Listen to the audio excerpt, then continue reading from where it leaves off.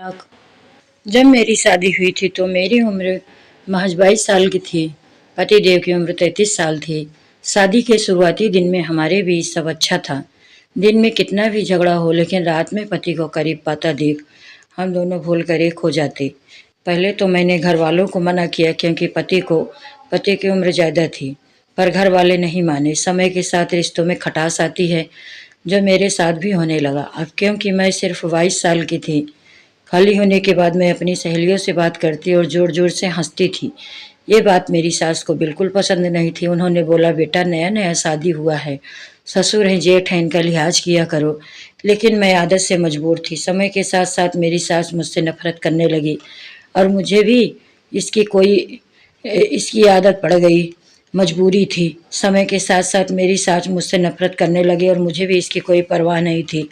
शादी के 1 साल बाद मेरे पति को काम से विदेश जाना हुआ, जिसके लिए मैंने भी बोला तो उन्होंने बोला कि मात्र 2 महीने के लिए जाना है, कंपनी सिर्फ मेरा पैसा देगी। लेकिन मुझे तो बस जाना था। इसी बात को लेकर हम दोनों में अनबन हो गई और मैं अपने मायके आ गई। फिर रोज हमारी लड़ाई इसी बात पर होती कि मुझे भी साथ जाना है, और वो बोलते बोलते घर में माँ पापा हैं, अकेले हैं, भैया की तबीयत खराब है, तुम रहो।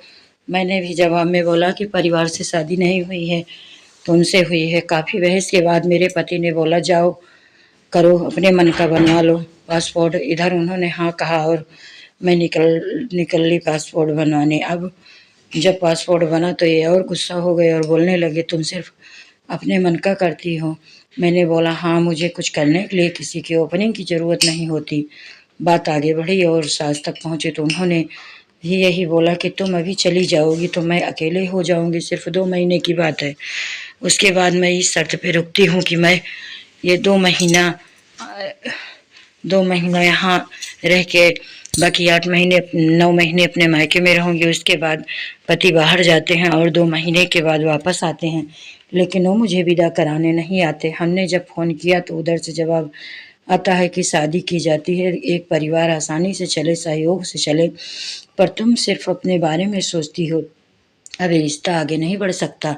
मैं तुम्हें लेने नहीं आऊँगा। जब ये बात मेरे घर वालों को पता चली तो पापा और माँ काल करने लगे। मैं भी अपनी सेल्फ रिस्पेक्ट से कभी समझौता नहीं करना चाहती थी, तो मैंने भी मना कर दिया कि अब मैं तब तक नहीं जाऊंगी जब तक तुम मुझे लेने नहीं आते। वो तो नहीं आए और उनके रिश्ते तोड़ने के लिए पेपर भेज दिया। मैंने भी कोई समझौता नहीं किया और तलाक दे दिया।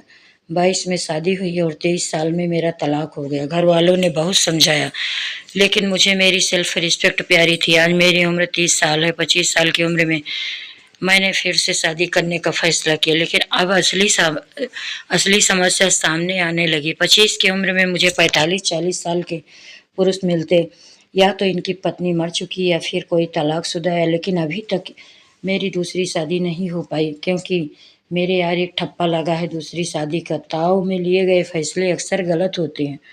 जब मैं अकेली होती हूँ तो यही सोचती हूँ कि काश बाहर जाने की जिद ना की होती तो ये दिन न देखना पड़ता। लड़की की दूसरी शादी हो गई है, एक बेटी भी है, लेकिन मेरी ज़िंदगी कई साल पीछे चली गई और भविष्य भी अंधकार में है। मेरी 5 बहन हैं।